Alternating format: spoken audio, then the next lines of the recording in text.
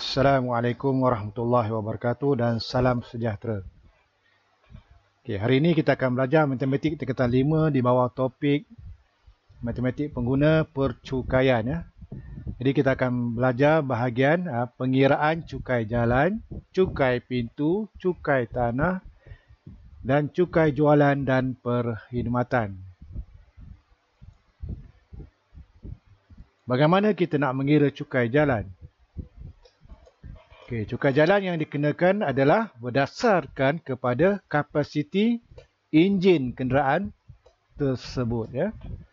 Kalau semakin besarlah kapasiti enjinnya, maka cukai jalannya pun semakin banyak. Okey, contoh soalan ya. Contoh soalan.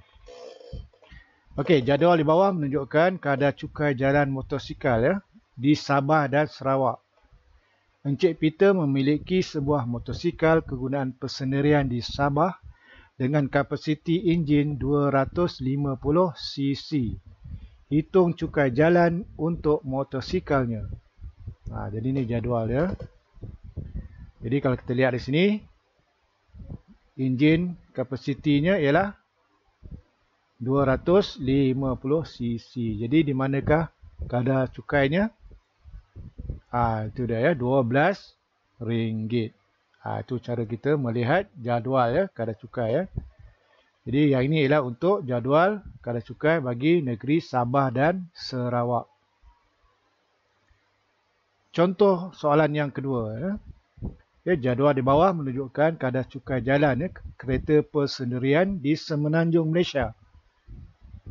Ben memiliki dua buah kenderaan kegunaan persendirian di Melaka dengan kapasiti enjin masing-masing ialah 600cc dan 1500cc. Hitung cukai jalan bagi kedua-dua keretanya. Ya.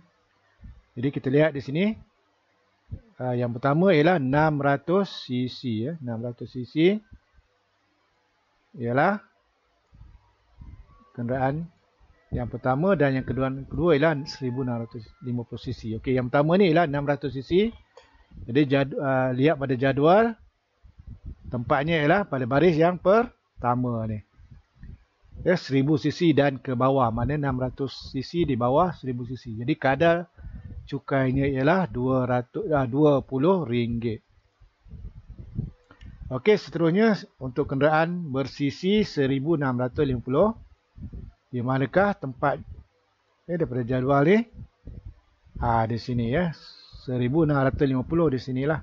Di antara 1601cc hingga 1800cc. Jadi kadar asasnya ialah 200. Ya, RM200.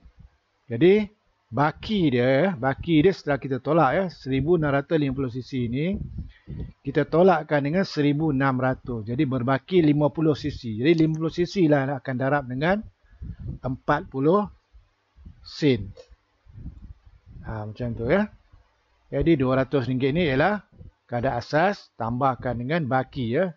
1650 tolak dengan 1600cc. Darabkan dengan 40 sen ya. Kadarnya ialah 40 sen. Jadi hasilnya ialah cukai jalannya ialah RM220. Okey, inilah cara bagaimana kita nak mengira cukai jalan ya.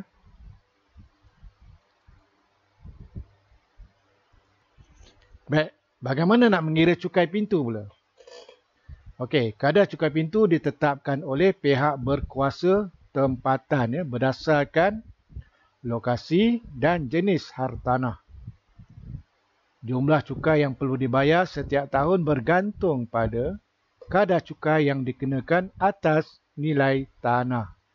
Ya, maknanya kalau nilai tanah tinggi, mana cukai pun tinggilah.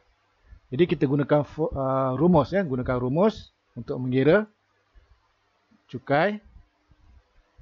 Ya, mengira cukai ya. Cukai pintu ni ya.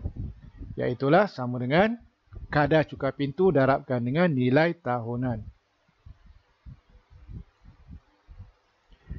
Okey, contoh soalan ya.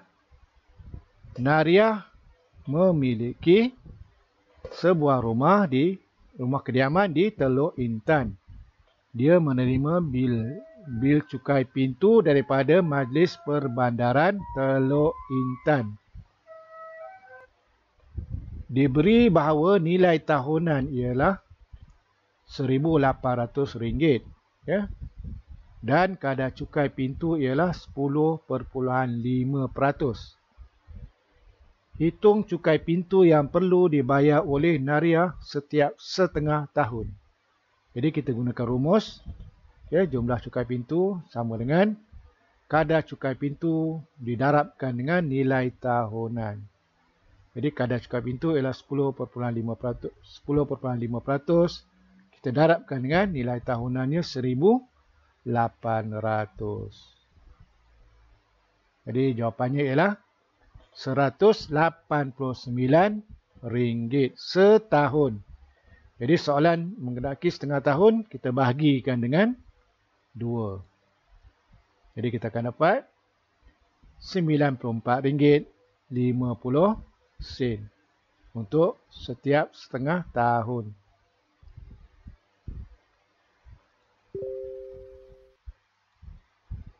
Okey, bagaimanakah mengira cukai tanah? Okey, kadar cukai tanah ditetapkan oleh kerajaan, ditetapkan oleh kerajaan negeri, ya, berdasarkan lokasi, saiz dan jenis tanah. Jumlah cukai yang perlu dibayar setiap tahun bergantung pada kadar cukai tanah setiap unit keluasan atas jumlah keluasan tanah yang dimiliki.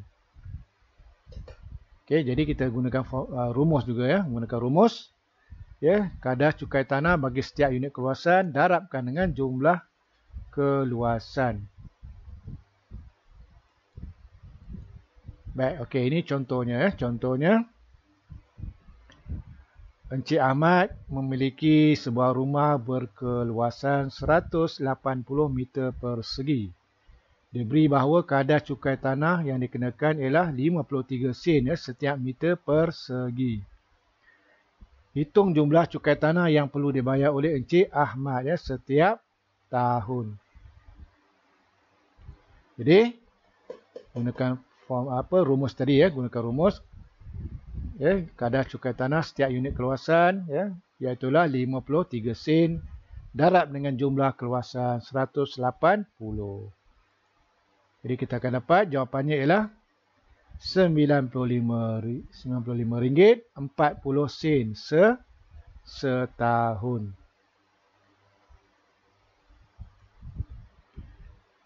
Okey, bagaimanakah mengira cukai jualan dan perkhidmatan? Okey, kadar cukai jualan dan perkhidmatan, ya, kadar jualan untuk barangan adalah berbeza, ya. Kadar cukai jualan untuk barangan adalah berbeza, iaitu 5%, 10% atau kadar-kadar lain, ya, bergantung pada barangan, ya, yang ditetapkan. Manakala kadar cukai perkhidmatan 6%. Ini memang tetap, ya. Kadar perkhidmatan ialah 6%. Manakala kadar cukai barangan ini berbeza-bezalah, bergantung kepada jenis barangan tersebut. Contoh, Alia menyewa sebuah bilik di Hotel Murni dengan harga RM310 semalam, ya. Alia menginap di hotel itu untuk 2 malam. Diberi bahawa hotel itu mengenakan cukai perkhidmatan sebanyak 6%. Hitung cukai perkhidmatan yang perlu dibayar oleh Alia. Ya, jadi kita darabkan, ya, darabkan kadar cukai dengan sewa, ya, bilik, ya, 310 darabkan dengan 2 sebab 2 malam, darab dengan 6%, jadi jawapannya ialah RM37.20.